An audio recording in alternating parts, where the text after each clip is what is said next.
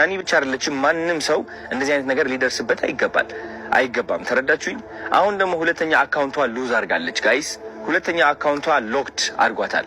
ሎክድ ሲሆን ምንድነው? አይ ቲንክ ማስ ሪፖርት ሲቀርብ ነው። ማስ ሪፖርት እየተደረገች ነው። ቪዲዮቿ እንደምትመለከቱት ኮሚኒቲ ጋይድላይንስ እያሉ ይወርዱባታል። የኔም ቪዲዮ ሊወርድ ይችላል በእርግጠኝነት ነው የምላችሁ። አይ ዶንት ኖ ዋይ።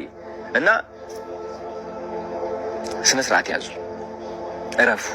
አያዋጣም እውነት። አንዳንዴ ማለት ነው ልንገራችሁ፣ የሰይጣን መንገድ መከተል ስትጀምር ለአጭር ጊዜ በቃ የፈለከውን ሴራ የፈለከውን ጥላቻ ማስተላለፍ ትችላለህ በተሳካ ሁኔታ። ግን ደግሞ ጊዜው እያለፈ ሲመጣ ዞሮ ዞሮ አንተ ራስህ ነው የሚነክስህ ነው። እውነቴን ነው የምላችሁ፣ ዞሮ አንተ ራስህ ነው የሚነክስህ። ማንም ሰው እንደዚህ መበደል የለብንም። ራይት? እቺ ልጅ እየሞከረች ነው ያለችው። የለቀቀችው የይቅርታ ቪዲዮ አይታችኋል። ምን ያህል እያሻሻለች እንደሆነ አይታችኋል አብዛኞቻችሁ። ግን ስቲል ደግሞ እየሄዳችሁ እሷን ቅስሟን ለመስበር የምትሞክሩ ሰዎች አላችሁ። በድሮ ታሪኳ ባይገርማችሁ፣ በድሮ ታሪኳ አታፍርም እሷ። በድሮ ታሪኳ የምታፍሩት እናንተ ናችሁ። የድሮ ታሪኳ ላይ ያላችሁ ደግሞ እናንተ ናችሁ፣ እሷ አይደለችም። እሷ ኦልሬዲ አልፈዋለች። ተረዳችሁኝ?